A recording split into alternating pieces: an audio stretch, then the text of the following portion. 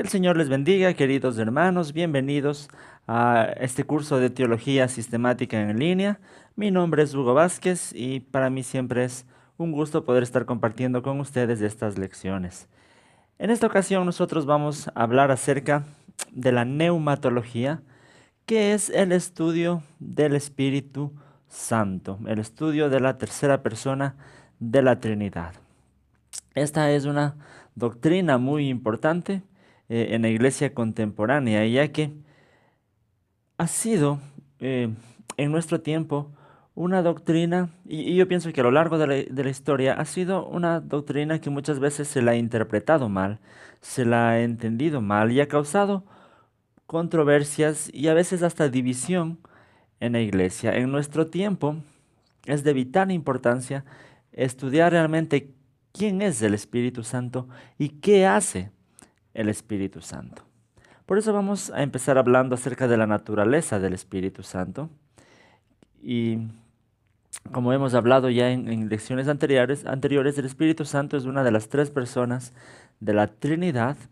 Y al igual que las otras personas, el Espíritu Santo posee algunos atributos. Y primero vamos a hablar acerca de la personalidad del Espíritu Santo. El Espíritu Santo es una persona. Al contrario de lo que algunos grupos religiosos en ocasiones enseñan, el Espíritu Santo no es solamente una fuerza, no es solamente un poder impersonal. No, la Biblia nos muestra al Espíritu Santo como una persona, como alguien que tiene personalidad. Cuando hablamos de personalidad nos referimos a que tiene emociones, tiene eh, pensamientos y tiene voluntad.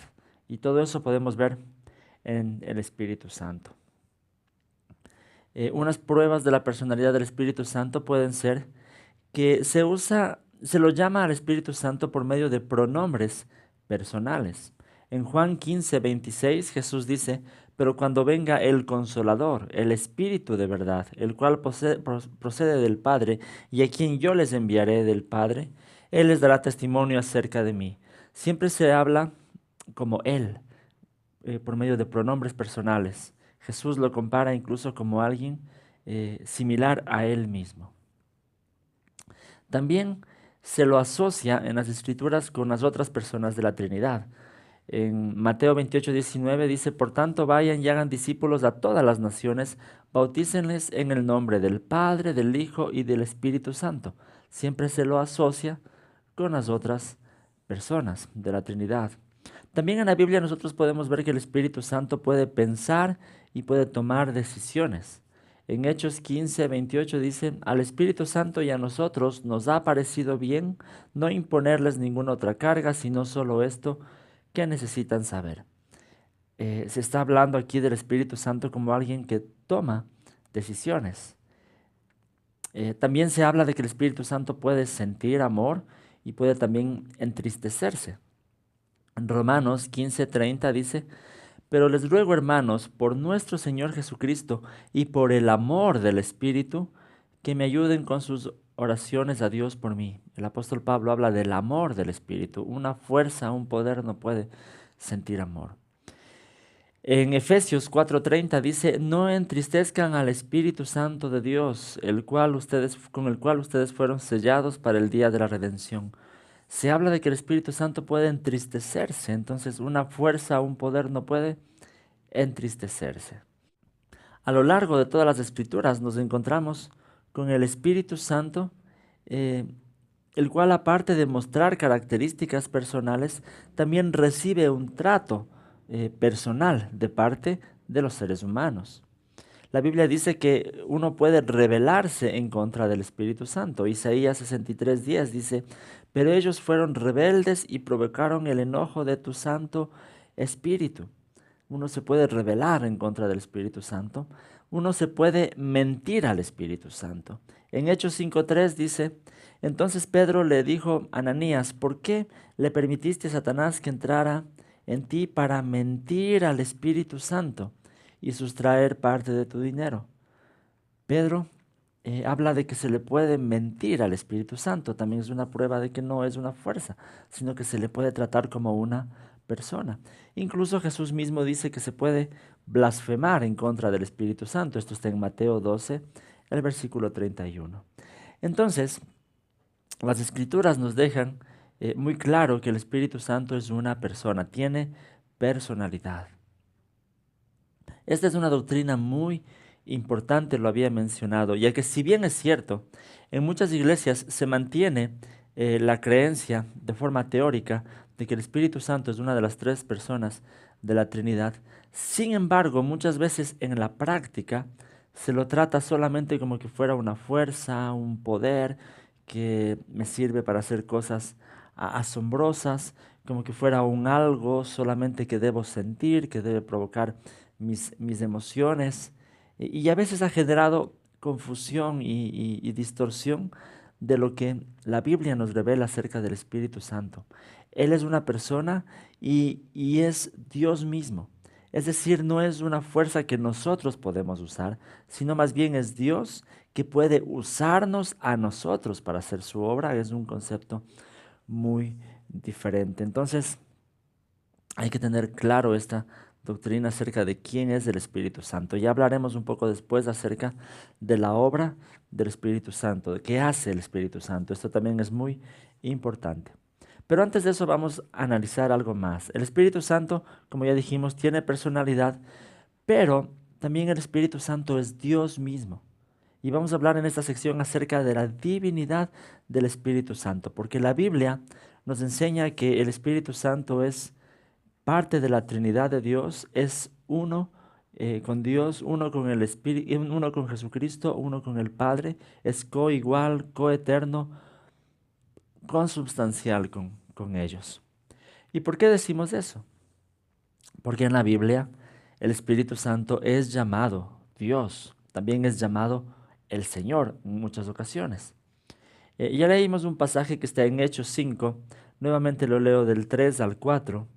Dice, entonces Pedro le dijo a Ananías, ¿por qué le permitiste a Satanás que entrara en ti para mentirle al Espíritu Santo y sustraer parte de tu dinero? ¿Acaso el terreno no era tuyo? Y si lo vendías, ¿acaso no era tuyo el dinero? ¿Por qué decidiste hacer esto? No les has mentido a los hombres, sino a Dios. El apóstol Pedro deja aquí claro que cuando Ananías mintió al Espíritu Santo, no mintió a los hombres, sino que le mintió a Dios. Entonces, directamente está declarando que el Espíritu Santo es Dios. En 2 de Corintios 3:17 dice, porque el Señor es el Espíritu, y donde está el Espíritu del Señor, allí hay libertad. Se dice claramente que el Señor es el Espíritu. Y ya hemos hablado en otras ocasiones que referirse al Espíritu como el Señor es una forma de declarar que es Dios mismo.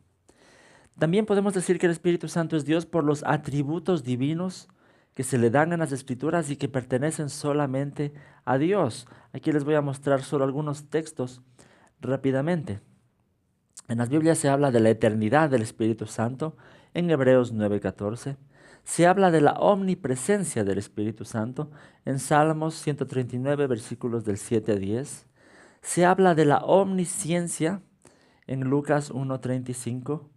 Perdón, la omnipotencia en Lucas 1:35 y la omnisciencia en 1 Corintios 2:10. Estos son atributos divinos, atributos que solo le pertenecen a Dios, pero que en las Escrituras se los atribuyen también al Espíritu Santo. Entonces, una prueba de la divinidad del Espíritu Santo.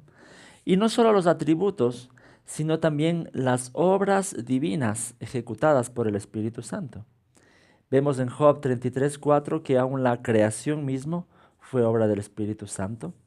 El Espíritu Santo puede dar vida, esto lo dice Romanos 8:11 y Salmos 104:30. El Espíritu Santo inspiró las Escrituras, segunda de Pedro 1:21, Hechos 28 del 25 al 27. Y el Espíritu Santo se encarga aún también de administrar la iglesia de acuerdo a los dones. Esto está en 1 Corintios 12, del 4 al 6. Entonces, son obras que se le atribuyen al Espíritu Santo, que también son obras divinas, cosas que solo Dios puede hacer. Entonces, por todo esto, nosotros debemos tener claro en las Escrituras que el Espíritu Santo es Dios, es una de las tres personas.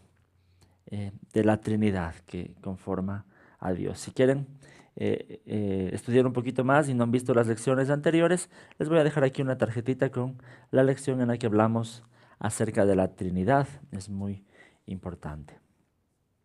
Muy bien, hasta aquí un poco de quién es el Espíritu Santo. Ahora vamos a hablar acerca de la obra del Espíritu Santo. ¿Qué hace el Espíritu Santo? Cuando nos referimos a la obra del Espíritu Santo, nos vamos a dar cuenta que el Espíritu de Dios ha estado activo desde la creación misma del mundo, del universo, y fue también parte activa en toda la obra de Dios de redención y de salvación del ser humano.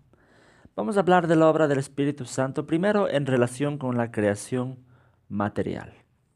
Dice el Salmo 33:6, con su palabra el Señor hizo los cielos, todo lo creado lo hizo con un soplo de su boca. Aquí hay algo interesante. Eh, en el idioma hebreo, la palabra ruach se traduce por espíritu, pero significa también soplo, aliento. Igual que en el idioma griego, la palabra neuma, que también se traduce como espíritu, significa eso, el aliento, el soplo de Dios. Y eso es lo que está diciendo aquí el salmista cuando dice, con su palabra el Señor hizo los cielos, todo lo creado lo hizo con el soplo de su boca, es decir, con el Espíritu Santo, fue parte activa de la creación de Dios. Solo algo más para mencionarlo en este versículo. Al inicio dice, con su palabra el Señor hizo los cielos. También es interesante que en el Nuevo Testamento se usa la palabra logos para referirse a Jesús en Juan 1:1. En algunas traducciones se traduce como en el inicio era la palabra, en otras el inicio era el verbo. Pero relacionando esto podemos ver que en este versículo de los Salmos se habla de la Trinidad actuando en la creación, porque dice con su palabra, que puede ser Jesús, el Señor hizo los cielos y todo lo creado lo hizo con un soplo, el Espíritu, de su boca. Solo algo interesante. Pero bien, podemos ver que el Espíritu Santo estuvo siempre activo desde la creación. Ahora vamos a ver la obra del Espíritu Santo con relación a los hombres no regenerados, es decir, a los hombres no cristianos. Y para esto vamos a leer este texto que está en Juan 16, versículos del 7 al 11. Aquí dice Jesús, pero les digo la verdad, les conviene que yo me vaya, porque si no me voy, el Consolador no vendrá a ustedes, pero si me voy, yo se lo enviaré. Y cuando Él venga, convencerá al mundo de pecado, de justicia y de juicio. De pecado por cuanto no creen en mí, de justicia por cuanto voy al Padre y no me verán más, y de juicio por cuanto el príncipe de este mundo ya ha sido juzgado. Entonces podemos ver aquí que la principal obra del Espíritu Santo con relación a los hombres no cristianos es la de convicción. Jesús dice que convencerá de pecado, justicia y de juicio. Esta convicción es algo más profundo que un simple cargo de conciencia. Es una convicción de que el ser humano necesita a Jesús, de que el ser humano es pecador y necesita a Jesús. Por eso dice Jesús, de convicción por cuanto, de pecado por cuanto no creen en mí. Entonces, el principal pecado que el Espíritu Santo convence a uno cristiano es de no tener a Jesús. Entonces, la obra principal del Espíritu Santo con respecto a uno cristiano es la de guiarle, encaminarle hacia Jesús, llenar en su corazón la convicción de que se necesita de Jesús. Bien, por eso es que nuestra labor cuando nosotros predicamos el Evangelio es solamente compartir la palabra de Dios y dejar que el Espíritu Santo sea el que ponga convicción en los corazones de las personas. Bien, esto con relación a los no creyentes. Ahora, ¿cuál es la obra del Espíritu Santo con relación a los creyentes? Esto es un poco más extenso, más complejo. La obra del Espíritu Santo va a estar en cada faceta de la vida de un cristiano. Desde el momento mismo que nosotros creemos en Jesús, reconocemos a Jesús como nuestro Señor y nuestro Salvador, el Espíritu Santo lo que hace es regenerar, ¿sí? Es la regeneración, una palabrita que en el griego se puede entender como nacer de nuevo. En Juan 3, los versículos del 3 al 6, se nos muestra una conversación que tiene Jesús con Nicodemo, en donde Jesús le dice que si quiere ver el reino de Dios, tiene que nacer de nuevo. Esto es lo que nosotros conocemos como la regeneración, que es una obra solamente del Espíritu Santo. De esto hablaremos en alguna lección posterior. Hoy vamos a mencionarlo rápidamente. Otra de las cosas que hace el Espíritu Santo es bautizar. Recordemos que Juan el Bautista, esto está en Juan 1, versículos 32 y 34, él decía que él bautiza con agua, pero llegará el día en que el Mesías les bautizará con el Espíritu Santo. Eso es lo que hace Jesús, nos bautiza con el Espíritu Santo. Y en 1 Corintios 12:13 dice el apóstol Pablo, todos fuimos bautizados por un solo Espíritu para constituir un solo cuerpo. Ya seamos judíos o gentiles, esclavos o libres, ya a todos se nos dio a beber de un mismo Espíritu. El apóstol Pablo nos deja ver aquí que el bautismo del Espíritu Santo es cuando nosotros creemos en Jesús, recibimos del Espíritu Santo y el Espíritu Santo nos hace formar parte del cuerpo de Cristo que es la iglesia. Entonces el bautismo con el Espíritu Santo no es algo que tenemos que esperar posteriormente a nuestra convicción, a nuestra conversión. Es algo que sucede el momento de nuestra conversión, cuando aceptamos a Jesús en nuestro corazón y recibimos al Espíritu de Dios. Bien, el Espíritu Santo regenera, bautiza, también el Espíritu Santo mora en cada creyente. Dice el apóstol Pablo en 1 Corintios 3:16 que nosotros somos templo del Espíritu de Dios, es decir, el Espíritu Santo vive en nosotros, mora en nosotros. Esto es una ventaja. Otra cosa muy importante que hace el Espíritu Santo es llenar al creyente.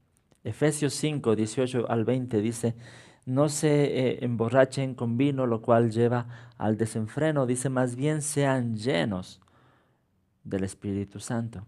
La llenura del Espíritu Santo es algo diferente al bautismo. El bautismo del Espíritu Santo es lo que sucede una sola vez cuando recibimos al Espíritu Santo.